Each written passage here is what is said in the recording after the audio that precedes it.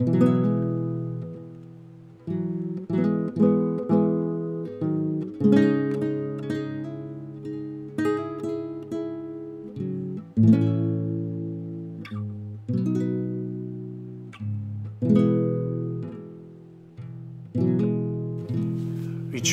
lightly these meridians in my mind. What's up, everybody? Welcome to another Persons of Presence podcast interview. I'm here with Penn Johnson, a local artist living out his dream life, an alternative lifestyle, I would say. We're here in his beautiful home, his mobile van home. I've got so many boxes.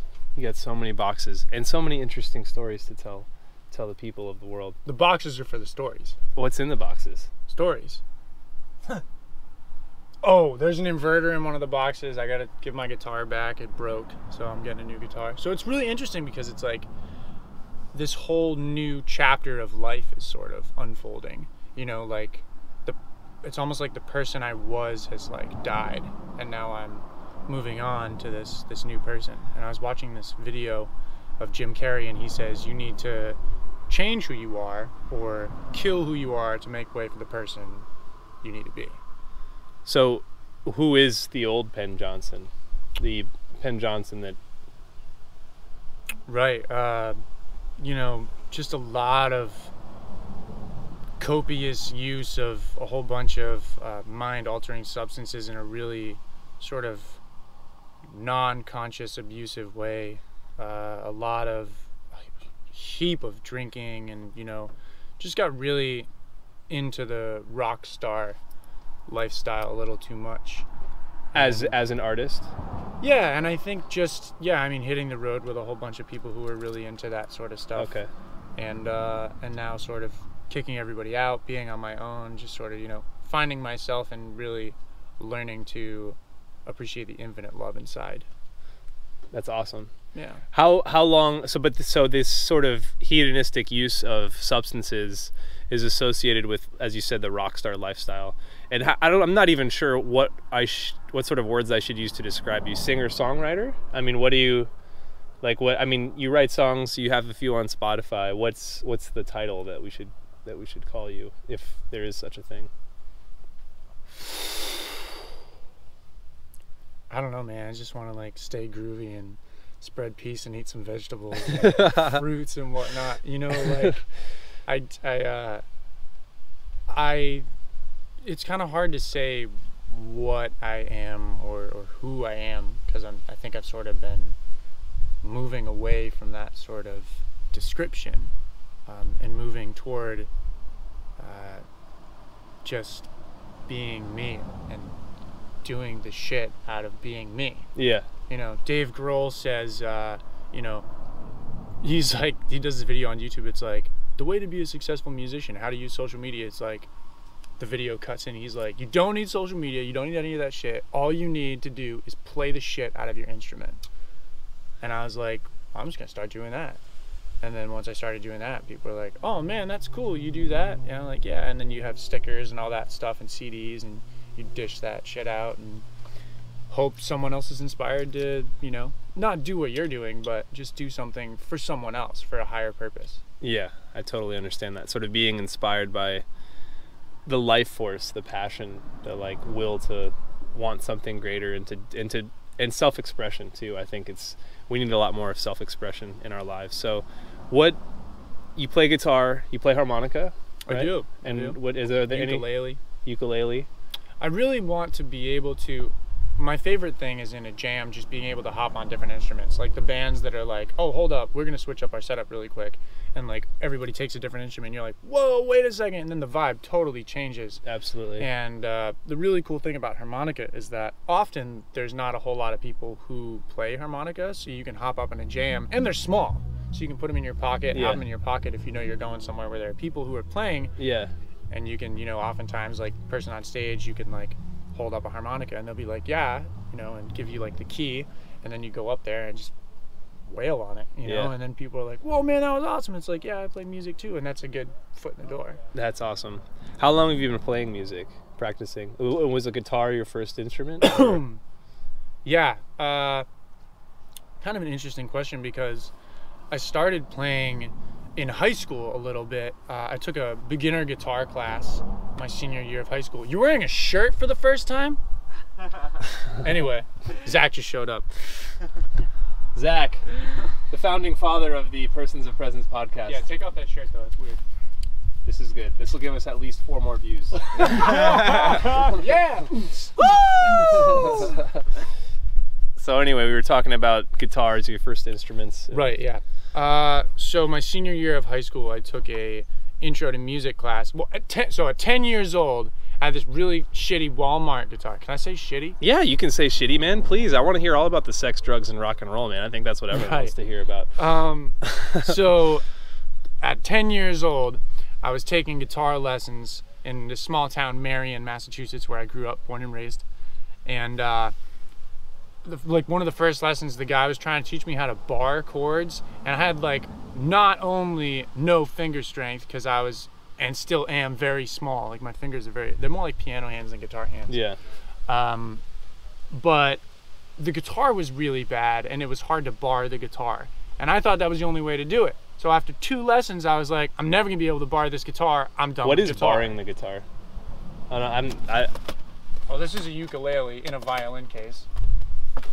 Like, what is this guy selling instruments? So barring is when you're like, this is not gonna sound good because I don't know how to bar a ukulele, but hey, that sounded all right. But barring is when you use sort of like this finger as a bar and you create a chord. So like this is an open chord. This is a bar chord. Again, that didn't sound great. But on a guitar, when you're 10 years old, you can't do that sort of thing. So, or I couldn't, not on the sort guitar. Sort of discouraging. Yeah, so I was like, well, I can't play guitar, I'm done. Yeah. So I gave up. And then my senior year of high school, my chorus teacher at the time was like, you should take this beginner guitar course. And I was like, okay, I'll do it. And then she was like, open chords. And I was like, whoa, wait a fucking second, open chords? And you were how old again? I was high school, senior year. Senior year of high school, okay. 17. And you said you started at what age again? The 14? No, 10 was when I like had the guitar and like, but so I had the guitar. But were you whole playing time. much? No, so not at all. So you kind of picked it back up senior year. Yeah, Okay. and then you know, into college I was playing a little bit, like doing open mics and like messing up a whole lot. Couldn't really get through a whole song, and then I went to study abroad in Australia, and my homestay family down there played in a band called The Bridge with a whole bunch of people with disabilities, and they would all like switch up instruments and do all that stuff. So we would jam at night and hang out, and a lot of campfires and stuff like that, and played for a whole bunch of people and all that stuff. But I came back to the US after studying abroad and writing a book about it. Where's my book? Oh, it's in my cooler. Because they're cool. We can edit that out. No, anyway, man, that's beautiful. So I wrote this book about studying abroad. It's a journal of every, you know, people walking by on rollerblades, feel like 1970 up in this bitch. Anyway, so right, it's like a journal of my study abroad experience, because I got like really bad grades when I studied abroad, and I wanted to, I guess, compensate for that. So I was like, boom, I'm gonna write a fucking book. So I did. That's pretty awesome. And yeah, my friend helped me sort of like publish it, get it out there. It's really cool. The album art's really groovy. Yeah. But it's every day I was there. It's a journal. It's got, you know, mushroom trips and, you know, 420. I candy flipped in the Australian wilderness at this festival in the middle of the jungle. And it's got my study abroad independent study project. So it's like a whole bunch of interviews with people who are living sustainable lifestyles that aren't necessarily your typical, like, you know, we have solar panels and all this stuff, and, you know, we do what we can to recycle. It's like, no, it's like some of them are like permaculture farmers, some of them are living in intentional communities, some of them are, you know, like built their own houses and homes and stuff like that, and have farm animals and all that. So there's this, it's more, and that totally resonates with me, I think, because a lot of times I think we focus on like carbon footprint and carbon offset, and I think it's a much deeper issue than that, right? It's about like permaculture. And one of the things that as a fan and as a friend of yours that sticks out to me is that little sticker that you have on your guitar that says farming is revolution. Farming is revolution, right? And I think we got to come back to permaculture, and I think it's awesome that you have sort of that message and that passion inside of you to sort of does it give you like purpose and Well, like kind of, or? Yeah, it's a big part of like the words flowing through me too, and the message is like, you know, one of the lyrics in the song I just wrote is, food coming from the garden, less and less from all these stores. We'll tear these buildings down by changing our consumption. Forage in the forest, make a home and build a nest. So it's like, we're not gonna, you know, we'll metaphorically tear these buildings down and, you know, render all of this I guess infrastructure useless by changing our consumption and changing our patterns and really just manifesting a better future. Yeah. So, you know, moving back to the gardens and moving back to growing our own food and, you know, all that sort of stuff. But anyway, so studying abroad, guitar, came back. The first day back, I smoked 17 joints with 17 different people. It was awesome. I flew back from Australia, slept 3 hours, took a train to my college, then all these joints, slept maybe another 2 hours, then drove 3 hours to Pittsburgh. So it was like, I think it was like 60 hours of travel. Then we watched Iron and Wine and I ate some LSD. So it was like 60 hours of traveling, LSD, and then like, it was crazy. But it was this awesome experience. I came back and I wanted to play more guitar and, you know, be more involved in the music and whatnot, and just had disconnected from a lot of the people while I was studying abroad because I didn't use my phone much. I wasn't, you know, Yeah. I was like very much there and didn't have phone service a whole lot. So reconnecting with the In culture fact, and the people of the United States. Yeah, when I first got to Australia, for the first 3 weeks, my mom didn't even know I was alive because she was like, text me when you get there, and I didn't have a phone. So like 3 weeks go by and I call my mom, she's like yelling at me, and I'm like, whoa, this is like too much, you know, because I hadn't like talked to them in 3 weeks. And but I came back from Australia and I wanted to play more guitar, so I was playing open mics, and my friend was like, you should talk to this guy. His name's Rusty Banks. He's my guitar professor. So I sent him an email and was like, hey Rusty, my friend Chris said to reach out. This is what I blah blah blah blah blah, you know, whatever, I write songs and do this stuff. And he was like, come by, you know, whatever, come by and let's talk about it. So I went by, played him a couple songs, and he was like, yeah, I really like what you're doing. I'm gonna teach you how to form and craft a song a little better. And you know, the semester went on and he would give me all these assignments and I wouldn't really do them because I would come in and he'd be like, did you do that homework? And I'd be like, no, but I wrote a song. You want to hear it?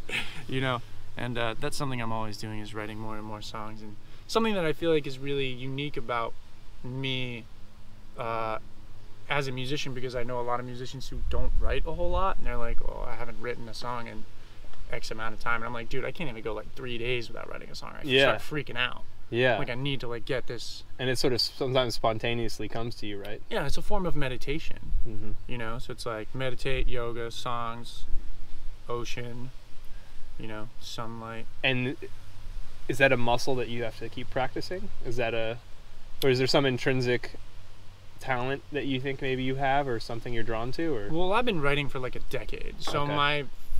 my senior year of high school, I wrote my first novel and finished it my freshman year of college. Okay. Shit is fucking awful. was it published? No. Okay. I don't think it's good. I sent it to a few people and they really liked it, but I hate it. Yeah. It's very much based on like a Holden Caulfield-esque sort of voice from Catcher in the Rye. So to preface that, I read Catcher in the Rye and I was like, oh shit, writing can be dope. It doesn't need to be boring as fuck. So I wrote a 28-page continuation to Catcher in the Rye to get into college instead of submitting my SATs. SAT optional. Fuck you, SATs. No, but for real. Fuck you, Gumby. But so I did that, and I did some impressions in my college interview, and I got this like letter from them that was like, that was weird, you know, like that was like really interesting and different. We've never had an interview like that. And it was like a handwritten letter, you know, not like a typed out letter. So it was like really legit from the people themselves. And then I applied early decision and got into school. So I didn't need, you know, SATs or high test scores, which I've never gotten. I've never been good at tests. Yeah. I mean, that's pretty impressive to write something like that. I know it's not something a lot of people can do. I mean, maybe it's not impressive to you, and maybe it's only impressive because we don't do that, you know? Like, right. I think we all have like maybe the capacity to do more of that, but Yeah. Yeah. But then, so I did that for like 3 semesters and was just writing more and more songs and playing out at open mics. And then I graduated, didn't know what I was gonna do. I had spent time working with a group getting my school to divest from fossil fuel investments. So I was working with 350.org to work on that. We got a meeting with our Board of Trustees investment committee, and we had the company we were going to reinvest in, and we had a 10-minute presentation with them and a 10-minute presentation of how we were going to divest. The Board of Trustees didn't care. They were on their iPads, their phones. They didn't even listen, you know. Yeah. And then everything sort of fell apart. I didn't have anywhere to go. I didn't have a job when I graduated, so my friend called me up, and I was living with my parents, and she was like, we're working on, you know, fighting fracking and all this stuff in Northeast Pennsylvania, and we're working on government funding, like a grant, you know, to do this, but we don't have anything other than food and a place to stay. And I was like, well, beats living with my parents, so later, Massachusetts. So I drove down to Pennsylvania, and it was my first sort of experience into like living really rurally and around that sort of type of people. Like Northeast Pennsylvania is like really, yeah, well, they basically, yeah, all of these farmers in Northeast Pennsylvania, it's kind of hard to, it's just like so many memories, you know, come back into mind from that. But all of these farmers are doing what they can, and all these gas workers come in, you know, these high executives, and they come and they're like, yeah, we're only gonna drill a couple wells, you know, it's gonna be really great for you and for your farm and all that stuff. You know, 950 wells, 1,000 violations later, it's like terrible, you know, and like neighbors are pitted against each other, and everyone's like, it's all about money, and the farms aren't making any money, and they can't farm anymore, and people are losing certifications and all that stuff. So it's something not a lot of people know about, because if you're not there and you've never seen a drilling well, yeah, then you have no idea. So did it cause damage to limit the viability of the farms? Is that what you're saying happened with the fracking? Yeah, I mean, it messes with the certifications. Like if you have an organic certification, like there's like a lot of stuff that can, it's hard to be organic if you have fracking going on in the same I think area. It's impossible. Yeah, it's very, because even what we're seeing with like these fires in California, you know, like the smoke is like, my friend just hit me up from Dallas, the woman who helped me publish this book, and she was like, yeah, the smoke from the fires is here. And it's like, you know, if smoke is coming that far, imagine fracking chemicals and all that stuff that we can't even see, that's naked, you know, to the naked human eye. We can't even fathom what we're inhaling and breathing in.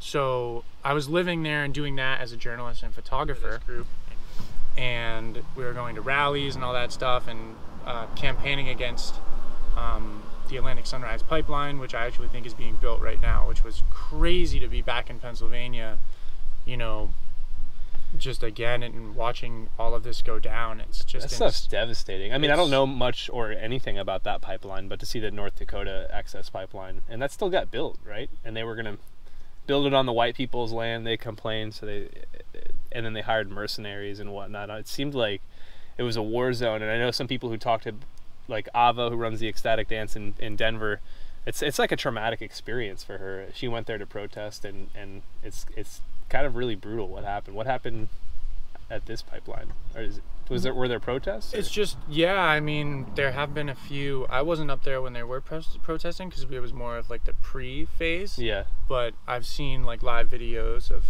people protesting and whatnot, and blockades and all that stuff, and it's happening all the time. And it's so funny, because when you're not a part of that, you're not a part of that scene, you wouldn't even know what's going on, because the mainstream media is just so hush about it. Yeah. You know, and what I saw, so that sort of dovetails really well into why I started playing music more, because what I saw was just all of this terrible stuff, and it led me to write all these songs that were like anti-fracking related, and it was really healing stuff for activists who needed hope, and you know, more just sort of like, you know, the sun on the horizon, sort of, you know, the light at the end of the tunnel sort of thing. And I started hanging out with a friend of mine Jess Aluzzi, who's a songwriter up there, and my friend introduced me to her, and it was crazy, you know. I was just like, whoa, like this girl was like, you know, 30, like a decade older than me, and just felt like total soulmate, you know. And she introduced me to this cat, Todd Snyder, who's flagged this actually as she gave me this. He gave it to her, and she gave it to me. She said every hippie needs a gypsy flag. You know, and sort of inspired a lot of. I saw him at the Sellersville Theater one night. She was literally just like, "We're going to see Todd Snyder. It's 2 hours away. We're driving there. Let's go." And that was sort of where I learned this spontaneous, like, oh, it's okay to just pick up and just drive 2, 4, 6, 10, 19 hours. You know, just for whatever, just for the experience. Yeah. You know, if you got the gas money to get there, and you know. So did you see yourself before this inspiration to write about fracking and about political activism? Did you see yourself more as a journalist? Was this like a turning point where you maybe were like, maybe this is, or was there ever? So I was basically like, well, when you have a guitar, more people listen.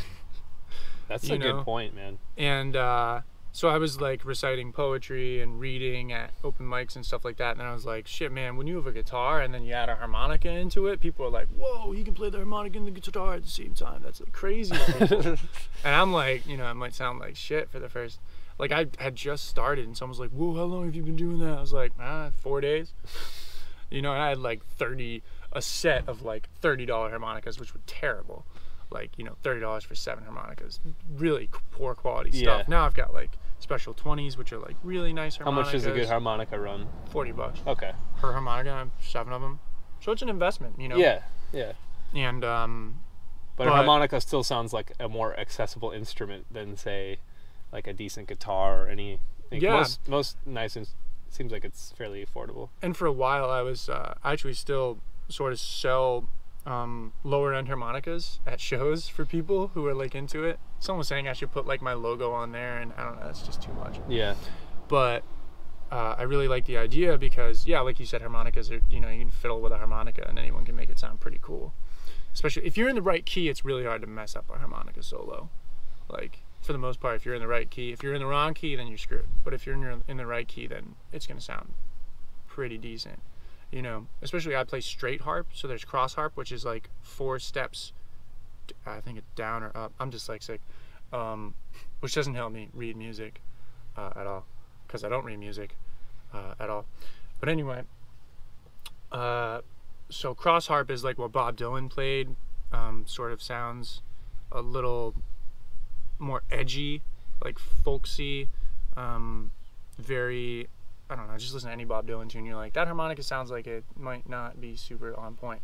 And then straight harp is when you play the key that you're actually playing in, so you can do harmonies and, you know, all that cool sort of stuff, and really stick with the vibe of the song, and, you know, not like take away anybody by having, I don't know, cross harp for me, if it's the wrong person playing it, is just like, yeah, sounds really weird. And the straight harp is much more pleasant. I mean, is it supposed to sound weird? Because Bob Dylan's vocals sound weird to me. Yeah, really weird. The content of his lyrics is profound. Oh, it's amazing. But he's a poet. But the execution of his vocal, I mean, but it's kind of nice. It's kind of cool to hear that kind of like, it's something different, you know. It's not like a Frank Sinatra or Michael Bublé. Right, and I think that's a part of it, and something that's so important when you're like writing songs or telling stories and stuff, is like being unique about it, having a unique way of doing it. And people like Todd Snyder, Townes Van Zandt, Blaze Foley, like John Prine, you know, those are the people who inspired me to like start telling stories. And then people like Nako and Trevor Hall and Xavier Rudd, I started listening to their stuff, and, you know, like Ed Sheeran, and mixing like, you know, like percussive strumming with, you know, sort of like spoken word, like conscious rap sort of stuff. Yeah.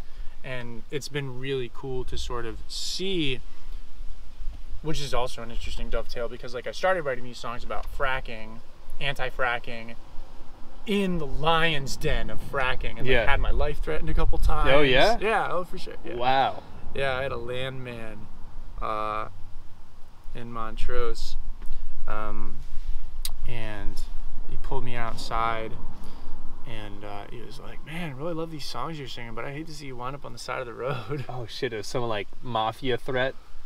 I'd hate if something happened to you. Well, the landman is the guy who goes to the house and is like, hey, like, this is what we're proposing, you know, comes all nice dressed. Yeah. Like, very businesslike. So this guy came in like a suit and threatens you like that? Well, we were at a bar. Okay. And he came in, and you can recognize these people because he came in, immediately ordered a drink for everybody, threw mad money on the table, and I was just like, oh, okay, I need to talk to this guy, right? So I started talking to him, and I was playing songs that night and stuff like that, you know, and clearly anti-fracking stuff. Yeah. Which is funny because now, even when I was playing songs, like I played this song that I wrote for Bernie Sanders back in 2016 called Another Year, which is on this Barefoot Vandit CD that I've been throwing around. I don't know, there's a copy in this backpack somewhere. But, and I started sort of doing all this. I can't find a copy of it, but it's in here somewhere. It's okay, we got some good footage of you going through the bag. Right. It's worth it. I think there's one up here. Barefoot Vandit. That's my little, you know, burn for those who need hope. Got my website, my InstaFish ID on there. Dope. But anyway, so I was playing this song down in an open mic in Dallas, and this guy wearing a Trump for President shirt comes up to me afterwards. He's like, man, I love the content of your lyrics and your message. Really? It's amazing. I want to give you a hug. And I was just like, that was when I sort of realized, door's gonna shut. That's when I sort of realized that this stuff is for everybody, you know. Yeah. There's no That's exclusion. a pretty profound moment to Right. have a Trump supporter come up to you, because that's the opposite end of the spectrum of you. And I have friends who are Trump supporters, and you know, like, it's so interesting because when you come down to the most basic level, everyone's like, music, food, happiness, you know, clean water, like all these things are important to all people. Yeah. It's just framing it in a way that doesn't take away livelihood, that doesn't hurt, you know, jobs, or like giving alternatives and stuff like that. And that was the biggest thing in Pennsylvania that we were saying, because we were drinking with gas workers, you know, we were like, we're not trying to take away your livelihood. Right. We want to give you a transition to another job where you're making money and helping the earth. We're not just knocking you off the face of the earth, you know. Absolutely. We're here to help you transition to a clean energy job where you could be making money and supporting your family, and also having a positive impact. Having a positive impact, Yeah. exactly. And that's something that I've found has rung true through all these lyrics, because all of these, you know, people will sort of ask like, what inspires your lyrics, or blah blah blah, and like start conversations, and it doesn't matter who it is, you know, these lyrics are for everybody. And that was the first thing I realized with the first CD I had, which I have these 2 CDs that I sort of took off. You can't get them unless you support me on this site called Patreon, which is sort of like it's a way for independent artists and musicians and, you know, content creators to make a monthly income and also, you know, contribute and give something back to their supporters. Right. Yeah. What's your Patreon? It's just, what is it? How can people find your Patreon if they want? It's just patreon.com/Penn Johnson. Okay. Penn, 2 N's, Johnson, like you spell Johnson. Okay. And is there another place where people can reach out to find you? Or do you have a website? Is there a best place to find PennJohnson.net. Okay. Hit me up on Instagram, Penn Johnson. Okay. We'll put those links in the description. Yeah, definitely. And but the cool thing is, so these first 2 records, the first one I recorded in Boston, and it was really like folk pop, you know, a lot of these anti-fracking songs. And then the second one I recorded more sort of like a singer-songwriter sort of thing, that I recorded in Woburn, Massachusetts. And then this third sort of thing it's a whole bunch, it's from live shows, some recordings in Dallas, some recordings in Bethlehem, Pennsylvania, and that's where a couple of these songs that I just released are from. I recorded in Bethlehem at a place called Shards Studio, up there with my buddy Matt Mulchani. Okay. And my friend Chad Brown. Really just the kind of vibe I was looking for all along.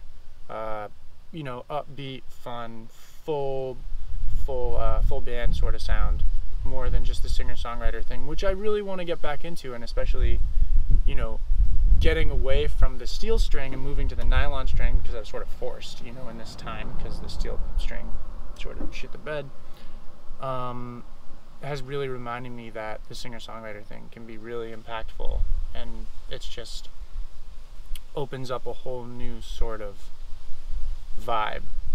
And a lot of the stuff I've been writing recently has been really meditative, and you know, it's more singer-songwriter.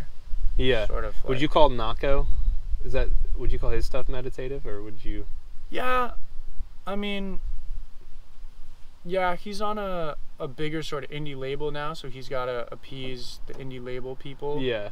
But I love his stuff. I love Trevor's stuff. I love Xavier Rudd and my friend Christina Holmes and my friend Dakota Mucky and like all these Adam Elfers and, you know, Greg Bogart and all these people who are singing this medicine music, you know, and spreading these positive vibrations. And it's really cool to hear other people telling stories, and, you know, people will message me and say they're inspired and all that stuff, and it's just cool, you know.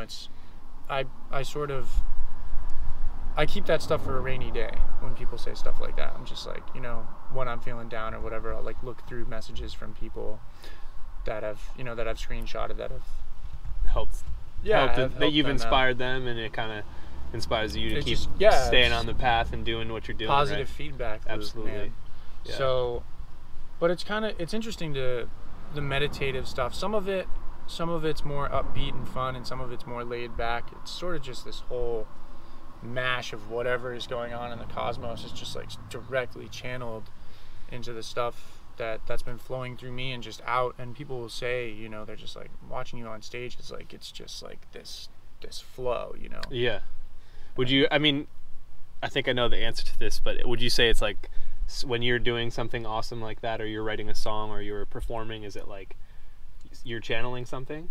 Yeah, absolutely. It's like this divine consciousness, you know.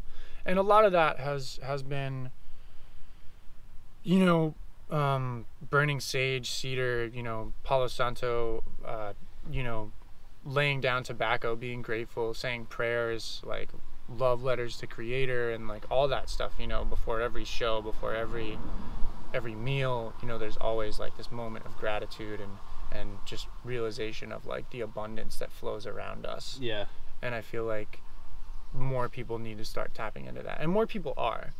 You know, collective prayer is becoming a thing, and I recently played a healing water ceremony for the Miccosukee tribe on Lake Okeechobee, and that was really sort of divine, because there was this guy played this song, and he was like, this is an old Japanese invocation. And then I was like, whoa, wait a second.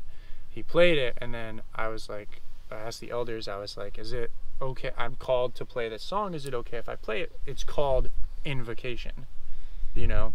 And I wrote it at a time when I really needed healing, and I think, you know, I think it has a place in this ceremony. And I played it, and people were like, whoa, what just happened, you know. And that was, you know, I don't, as far as I know, have any native blood in me, but my elders have told me that we're all natives of this land in some way, and, you know, building connections with tribes and other people is never a bad thing. I think it's very important. Yeah. I mean, especially when you consider the context of of our country, that we were founded on genocide and imperialism. We just took over these people's land, and now we own it, and we have private property, and they still are suffering, like we mentioned, the Keystone Pipeline, and they're still being pushed back, and right. It really is kind of a travesty, because these people did sort of live with the land, and they did have this respect and this sort of consciousness and mindfulness that we're now seeing manifest itself in the current generation. Yeah, it's resurfacing. And it's cool to see you as a part of this revolution. And it's very interesting to hear your take on prayer and meditation and mindfulness and intention setting, because I think that's something that we all need, but traditional institutionalized religion doesn't necessarily give us what we need, even though we need this medicine, we need this sort of ceremony, we need this community. And I think it's awesome that you're connecting with the Native Americans. I think it's beautiful, and I think it's awesome that they also respect you, and they, you know, they're not rejecting that, and there is a a bridge forming between the white man, let's say, unfortunately, like you are a white man. It's true. And ask my thighs. Ask my thighs. Hashtag ask my thighs. Don't search that. I don't know what's gonna happen. So to tie, I want to kind of see if we can get back to the killing. Find that wording kind of interesting, or the death of the old Penn Johnson. And oh yeah. But that's like a long process, right? It's not an instant. Like you took 20 grams of mushrooms and then you transformed as a loving, kind, intentional spirit, right? I mean, it's and you're still, like you said, you're still on this journey, right? Yeah, there's been a lot. Yeah, I mean, and we're never not on the journey. Yeah. And that's the thing that I've been realizing. I was talking with Tim yesterday while we were, I was doing yoga and he was doing some slacklining stuff, and it's funny because I see people, we see people all the time who are famous or made it or whatever, and they're not happy. Happiness is this. I actually just posted this thing on Instagram like today that was like, what is happiness to you? And the answers I'm getting are so interesting because they range from everything from like sunshine and breathing and awareness to like present moment and all that stuff. And I think it's just so important to know what makes you happy and do what serves your purpose. And that's been a big piece of my lyrics recently, because people are like, well, it sort of seems like you're preaching and like telling people what to do, and I don't mean for that to be the case at all.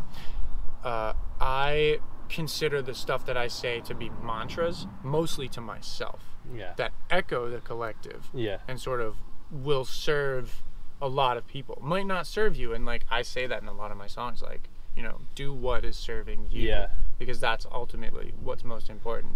And as long as you're like not being a dick and not hurting anybody, and you're serving your higher purpose, that's really all that we can. I think that's like the ultimate happiness, is just and learning to go with the flow. Our society is so, and I find myself caught up with instant gratification, like messages back instantly and all this stuff, and the truth is there's like none of that. You can't like wait for some text back from someone for a week. You'll go nuts. You just gotta put it out there and just be like, if it's meant and it'll serve my higher purpose, and if the creator wills it, then it'll happen. And that's been a huge lesson recently, especially sort of being in limbo and not playing as many shows as I would really like, but just having this time to hang out with you and Tim and just like this whole group that has just sort of come together into my life out of nowhere. And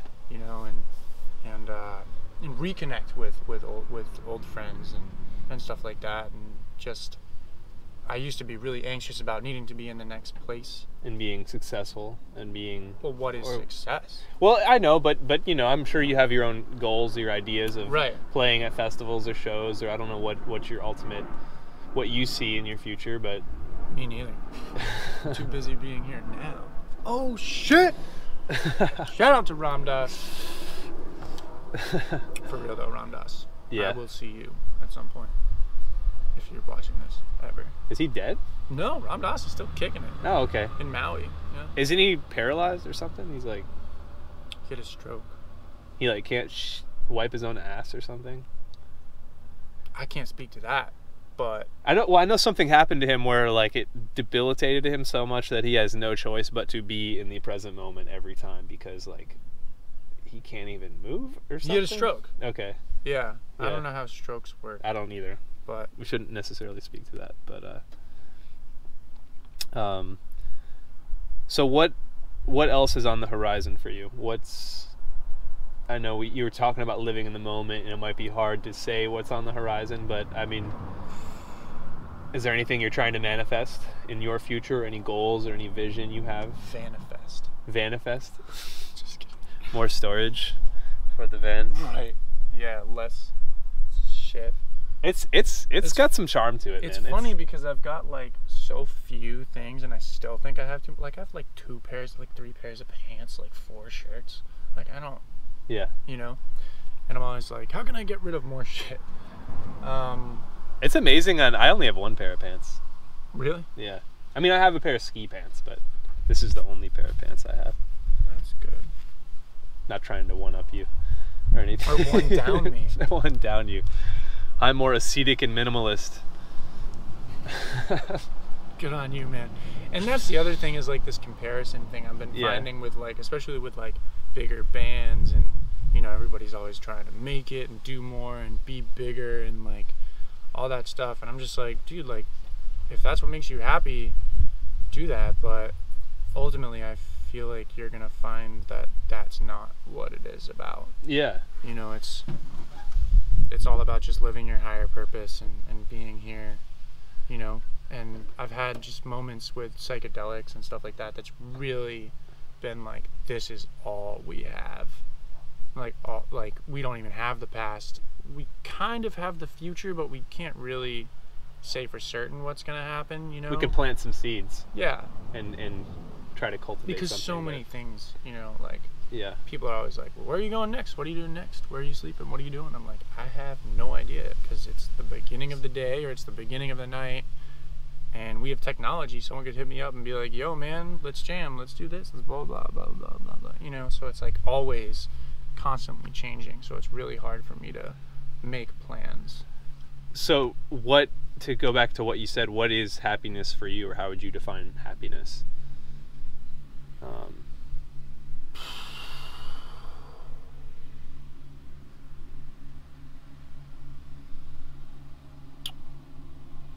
Wow. Bringing other people happiness, you know, and seeing other people. I mean, like, for me, my favorite thing is like when I'm playing songs and other people are singing along, and we're all just, because it's all just a mantra. It's all just this journey, this circle forming. This new song I just released, it's all about, you know, coming together, you know, widen your channels and breathe, let go of what is, and just be, you know. Yeah, we're gathered around this fire, huddled around this newfound family that every day is a newborn chance to bring more hope and live to a slower beat. You know, it's like slowing down your heartbeat from maybe an accelerated sort of pace to like just being in the flow. And a big piece of that is dance and movement, and, you know, asanas and pranayama and kundalini yoga and all that stuff that I'm not an expert in any of this shit. Right. It's just coming through me, and I'm learning more and more, you know. I'll often play older songs and be like, well, I didn't even understand that lyric until just now, you know, even in part. Right. And that's the most fun thing I think about writing songs, is that I can come back to them, and like they're my most vivid memories are some of these songs, because I remember where I wrote them and what I was doing. Yeah. Where I was. Who I was hanging out with, you know, and it sort of just brings me, so I can be with anybody. Yeah, I think it's amazing. I think what Tim said about how our human language, I'm not sure specifically what he said, but he said like the words of Mark Twain live on forever. And so in the same way, these songs, these creations, they live on forever, and you get a new chance to gain their perspective. And just from my own viewpoint, I find music to be a very religious experience. And oftentimes we talk about raising the vibration or whatnot, but I think the awesome thing about music, and especially when you're talking about singing lyrics together, is that we're all on the same frequency and we're all on the same wavelength and vibration. And I think it's beautiful. I think it's probably the most universal way. I mean, besides maybe food and dance, but it's all together, you know, food, music, dance. It's the way to bring people together. Food, music, dance. We're making shirts. Food, music, dance on a farm. On a ethically around a fire. Yeah. With goats. Some goat yoga. Goga. Have you seen that? Yeah. It's pretty funny stuff to me. But let's not go down that tangent. Yes, that is a tangent.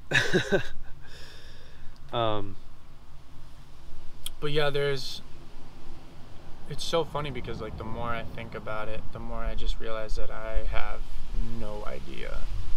And like there's the wind reminding me like, hey, good job, Penn, you're realizing it, you know. Every time I wrote this song called Call of the Wind that I'm hoping Nako will do a verse on, Let's, you know, hold your hand in mine and we'll wander through this night. If you need me, you can call me. You know, you can call me through whatever channel. I'll be by your side. And when the sun or the moon returns, you know, when the day starts, when we restart, when humanity restarts, you know, and our prayers have all been burned, keeping it, you know, sacred and close to the heart, just listen to the call of the wind and remember these words. And then the words are, you know, oohs or ohs, or, you know, it's like this sort of just a mantra that you sing along to. It's just like the wind is just like doing this thing, and it's sort of this metaphor for the universal language of the wind being so important and just like calming you in a time when you need it. That's awesome. Unless you're freezing on a beach and you're like cold as shit. Unless you're exposed. Like, all right, wind. Okay, all right, I get it. Universal message. You know. Yeah. Yeah, the wind and the clouds are sort of this constant reminder of the like ethereal nature of our reality that can sort of manifest and come out of nowhere, and you know, like clouds and wind, they just sort of come and go. Yeah, right. And it's what is it? What is out there? Yeah. You know, they just found another Earth, and they're probably aliens. If I ain't learning, well then, guess I'm already dying. See my best friend struggle to stay alive. One day I'm in the clouds, the next I'm fighting for my life. I find the answers in the prayers I've been manifesting. Every day the sun is shining.